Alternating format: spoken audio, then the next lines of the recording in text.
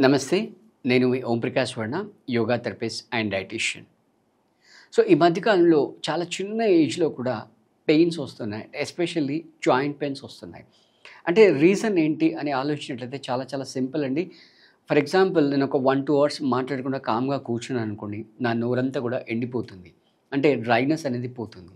So, అలాగే మన బాడీలో ఉన్న ప్రతి జాయింట్‌లో కూడా రైట్ అక్కడ సైనోవిల్ ఫ్లూయిడ్ అనేది ఉంటుంది. ఆ ఫ్లూయిడ్ గనుక ప్రాపర్‌గా ప్రొడ్యూస్ అవుతే ఎటువంటి పెయిన్స్ అనేవి రావు. సో, ప్రాపర్‌గా ఎందుకు ప్రొడ్యూస్ అవ్వట్లేదు అనే విషయానికి ఆలోచించినట్లయితే ఆ జాయింట్‌లో మూవ్‌మెంట్స్ అనేవి లేకుండా పోతున్నాయి. సో, ఆ మూవ్‌మెంట్స్ లేకుండా పోవడానికి రీజన్స్ చాలా ఉన్నాయి. అంటే ఎప్పుడైతే లైఫ్ స్టైల్ పెరిగినప్పుడు మనిషి సఫిస్టికేటెడ్ జీవితానికి అలవాటు పడతాడు. అంటే ఒక 10, 20 ఇయర్స్ బ్యాక్ మీరు టీవీ వాల్యూమ్ చేంజ్ చేయాలంటే మీరు టీవీ దగ్గరికి వెళ్ళాల్సిన అవసరం వచ్చేది. ఇప్పుడు టీవీ సంగతి పక్కన పెట్టి ఈవెన్ విండో కర్టెన్‌ని కూడా రిమోట్‌తో ఆపరేట్ చేస్తున్నారు. అంటే బాడీలో మూవ్‌మెంట్స్ అనేవి చాలా తగ్గిపోతున్నాయి. ఒకప్పుడు పిల్లలు స్కూల్‌కి నడుచుకుంటూ వెళ్ళేవాళ్ళు. ఇప్పుడు అసలు కార్‌లో, బస్‌లో వెళ్తున్నారు. సో, ఆ సఫిస్టికేటెడ్ లైఫ్‌ని ఎంజాయ్ చేస్తూ అట్ ద సేమ్ టైమ్ జాయింట్స్‌ని ఇన్వాల్వ్ చేయాలి. అలా ఇన్వాల్వ్ చేయడానికి ఇప్పుడు మనకు ఒక చాలా చాలా మంచి చాలా బ్యూటిఫుల్ ఆసన ఉంది. దీనిలో బాడీలో ఆల్మోస్ట్ ఆల్ జాయింట్స్ అన్నీ కూడా ఇన్వాల్వ్ అవుతూ ఉంటాయి. సో, ఇది కూడా హ్యాపీగా మీరంటే ఫ్లోర్ పైనే చేయాలని కండిషన్ ఏం లేదు. బెడ్ పైన కూడా చేసుకోవచ్చు. ఎప్పుడైనా చేసుకోవచ్చు. టోటల్‌గా మీ బాడీలో ఉన్న ప్రతి each and every joint involve అవుతుంది. నెమ్మదిగా మనసు పెట్టి ఓపికగా రైట్ దాన్ని ఫీల్ అవుతూ అసలు ఈ ఇంపాక్ట్ ఎక్కడుంది? ఏ జాయింట్ పైన వస్తుంది? అనే దాన్ని నెమ్మదిగా దానిపైన కాన్సంట్రేట్ చేస్తూ చేసినట్లయితే హ్యాపీగా మీరు ఈ ఆసనం చేసేసుకోవచ్చు.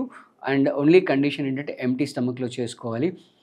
దీనికి కూడా ఒకవేళ గనుక మీకు నీ పెయిన్ ఉన్నట్లయితే నీ కింద బెడ్‌షీట్ కానీ, పిల్లో కానీ ఏదైనా పెట్టుకొని హ్యాపీగా చేసేసుకోవచ్చు. సో, స్టార్టింగ్‌లో ఒక 5 రౌండ్స్ చేసి తర్వాత నెమ్మదిగా వీటి యొక్క రౌండ్స్ అనేవి మనం పెంచుకోవచ్చు. సో, ఆలస్యం చేయకుండా ఆసనం ఎలా చేయాలో చూద్దామా? రైట్. చూసి మీరు కూడా ప్రాక్టీస్ చేయండి. సో, మీ 2 చేతుల్ని మీ ఫ్లోర్‌కి పర్పెండిక్యులర్‌గా పెట్టండి. ఇక్కడ నీ ఎల్బో బెండ్ అలాంటివి ఏమి చేయకూడదు. అలాగే 2 థైస్‌ని కూడా ఫ్లోర్‌కి పర్పెండిక్యులర్‌గా పెట్టేసి మీ బ్యాక్ బోన్‌ని ఫ్లాట్‌గా పెట్టండి. అంటే ఇలా కిందికి బెండ్ చేయడం, ఇలా పైకి బెండ్ చేయడం చేయకుండా ఫ్లాట్‌గా అంటే భూమికి ప్యారలల్‌గా పెట్టండి. ఇలా పెట్టేసి మనం ఏ విధంగా అయితే పెన్నం మీద దోస వేస్తామో ఆ విధంగా రౌండ్‌గా ఫ్రంట్, బ్యాక్, లెఫ్ట్, రైట్ అన్ని రొటేషన్స్ చేస్తూ ఉండాలి. ఓకే. సో, ఈ విధంగా clockwise right. Front, back, left, right. Simple అండి. మనం పెనం మీద దోస వేసి అంటే దోస బ్యాటర్ వేసి ఏ విధంగా అయితే పెనం మీద స్ప్రెడ్ చేస్తుంటామో ఆ విధంగా.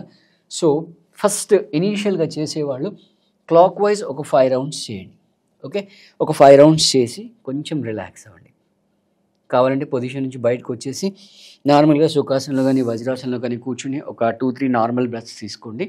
తీసుకున్న తర్వాత నెక్స్ట్ మళ్ళీ మనం యాంటీ క్లాక్ వైస్‌కెళ్తాం. ఓకే. సేమ్ మళ్ళీ position hand straight, leg straight. So, ఇందాక క్లాక్ వైస్ చేసాం. ఇప్పుడు యాంటీ క్లాక్ వైస్. సేమ్ ఇక్కడ కూడా లెఫ్ట్, రైట్, ఫ్రంట్, బ్యాక్ అన్ని డైరెక్షన్స్‌లో తిప్పుతూ ఉండాలి. సో, స్టార్టింగ్‌లో మీరు చేసేవాళ్ళు ఒక 5 రౌండ్స్ చేయండి. ఇలా వెనక్కి వెళ్ళండి, ఇలా ముందుకు వెళ్ళండి, లెఫ్ట్, రైట్. సో, చూస్తున్నట్లయితే ఇక్కడ నీ జాయింట్ ఇన్వాల్వ్ అవుతుంది, రిస్ట్ జాయింట్ ఇన్వాల్వ్ అవుతుంది, ఎల్బో జాయింట్ రైట్. అదేవిధంగా షోల్డర్ జాయింట్ అన్నీ కూడా ఇన్వాల్వ్ అవుతాయి. ఓకే. సో, చూసారు కదా. సో, దీన్ని మార్జరీ రొటేషన్ అంటాం. అంటే ఇందాక టేబుల్ టాప్ పొజిషన్ అన్నాం కదా, అది చూడడానికి ఒక పిల్లి ఏ విధంగా నేలపైన ఉంటుందో ఆ పొజిషన్ వస్తుంది. సో, పిల్లిని సాంస్క్రిట్‌లో మార్జాలం అంటారు. అందుకే దీన్ని మార్జరీ ఆసన్ అంటారు.